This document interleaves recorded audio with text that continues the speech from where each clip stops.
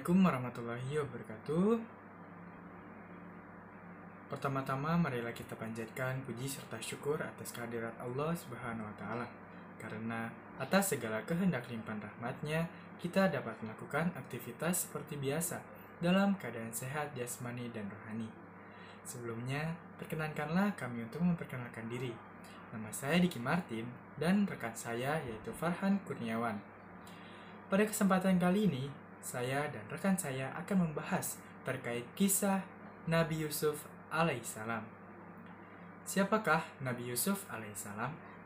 Nabi Yusuf alaihissalam adalah Nabi dan Rasul yang ke-11 dari 25 Nabi dan Rasul. Nabi Yusuf alaihissalam merupakan salah satu dari 12 putra Nabi Yakub alaihissalam. Nabi Yusuf alaihissalam merupakan cucunya Nabi Ibrahim alaihissalam. Dia kemudian diangkat sebagai nabi pada tahun 1715. Kisahnya mulai saat dia sedang di rumah dan bermimpi bahwa 11 bintang, sebuah bulan, dan matahari menyembah kepadanya.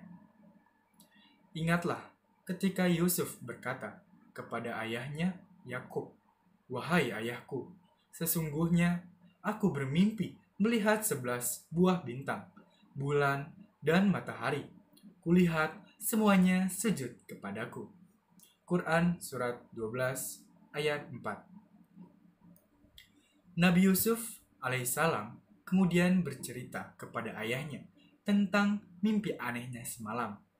Ayahnya pun menjawab dengan, "Wahai anakku, janganlah kau ceritakan mimpi ini kepada saudara-saudaramu, karena mereka akan membinasakanmu. Sesungguhnya syaitan adalah musuh yang nyata bagi manusia." Quran Surat 12 ayat 5.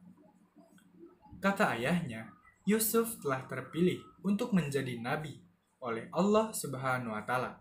Kemudian saudara-saudaranya pun berkumpul, yaitu ketika mereka berkata, "Sesungguhnya Yusuf dan saudara kandungnya, yaitu Bunyamin, lebih dicintai oleh ayahnya daripada kita sendiri. Padahal kita ini adalah satu golongan yang kuat.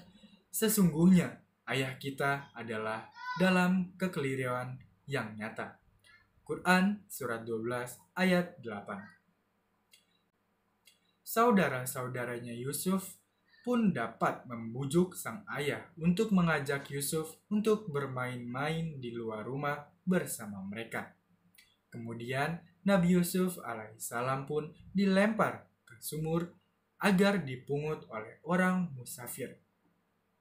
Seorang di antara mereka berkata, "Janganlah kamu bunuh Yusuf, tetapi masukkanlah dia ke dasar sumur, supaya dipungut oleh beberapa orang musafir, jika kamu hendak berbuat."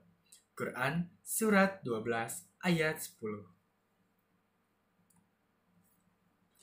Saudara-saudaranya Nabi Yusuf alaihissalam kembali dengan gamisnya Nabi Yusuf alaihissalam dengan berlumuran darah palsu dan berkata bahwa sebuah serigala memangsanya.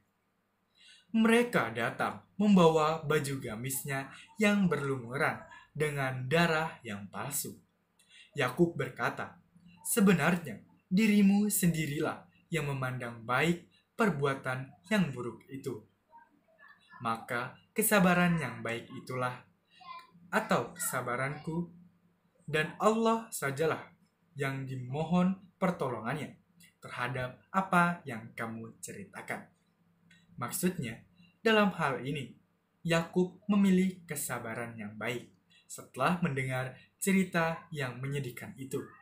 Quran Surat 12 ayat 18. Kemudian, datanglah orang-orang musafir untuk mengambil air.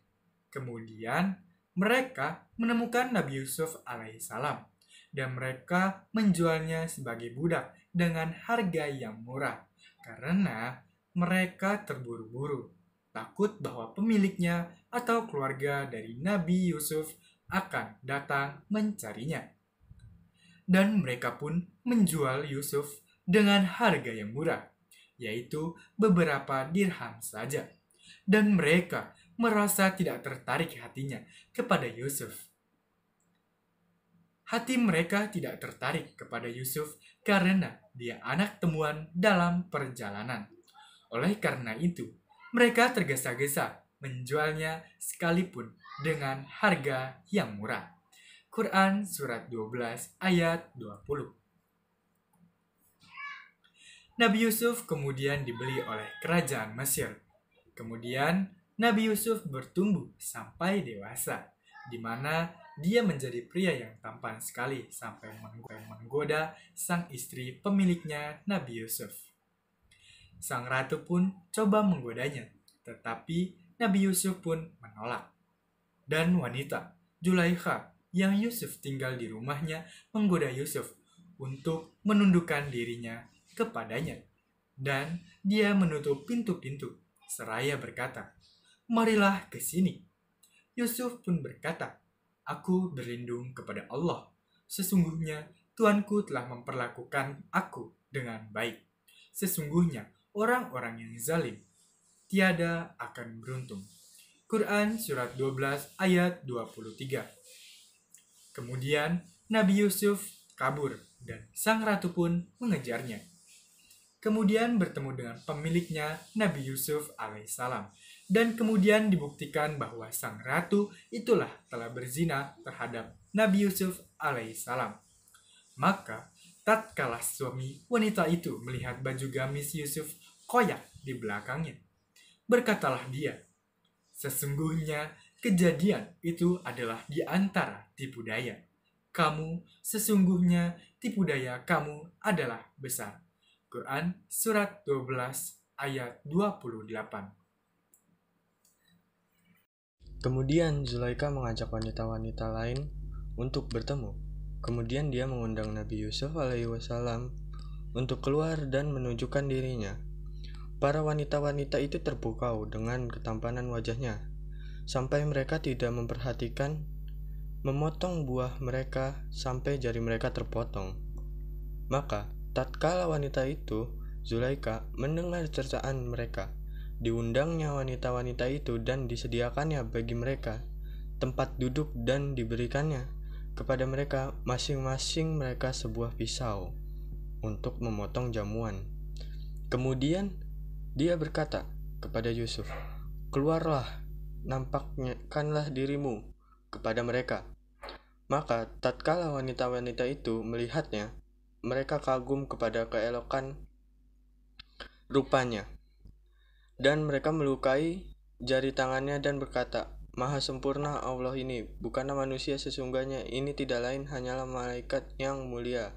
Quran Surat 12 ayat 31. Zulaikha pun mengancam Nabi Yusuf untuk mengikuti perintahnya atau akan dipenjara. Wanita itu berkata, "Itulah dia, orang yang kamu cela. Aku karena tertarik kepadanya, dan sesungguhnya aku telah menggoda dia untuk menungguk dirinya kepadaku. Akan tetapi dia menolak, dan sesungguhnya jika dia tidak mentaati apa yang aku perintahkan kepadanya, niscaya dia akan dipenjarakan dan dia akan termasuk golongan orang-orang yang hina." Quran Surat 12 ayat 32. Kemudian Nabi Yusuf alaihissalam menolak untuk mengikuti perintah Zulaikha. Dia pun dipenjara.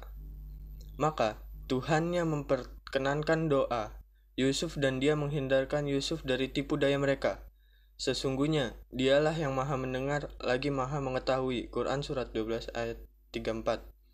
Saat Nabi Yusuf dipenjarakan, datanglah dua pemuda. Salah satu dari pemuda itu bercerita bahwa mereka mengalami mimpi yang aneh, bahwa mereka memeras anggur. Satunya lagi menceritakan bahwa dia membawa roti di atas kepalanya. Dan bersama dengan dia masuk pula ke dalam penjara dua orang pemuda. Berkatalah salah seorang di antaranya, keduanya, "Sesungguhnya aku bermimpi bahwa aku memeras anggur." Dan yang lainnya berkata, "Sesungguhnya aku bermimpi bahwa aku membawa roti di atas kepalaku, sebagiannya dimakan burung. Berikanlah kepada kami takbirnya. Sesungguhnya kami memandang kamu termasuk orang-orang yang pandai menakbirkan mimpi." Menurut riwayat, dua orang pemuda itu adalah pelayan-pelayan raja. seorang pelayan yang mengurusi minuman raja, dan yang seorang lagi tukang buat roti. Quran Surat 12 ayat 36. Nabi Yusuf pun menceritakan bahwa salah satu dari mereka akan melayani tuannya dengan minum khamr. Satunya lagi akan disalib dan burung gagak akan memakan sebagian dari kepalanya.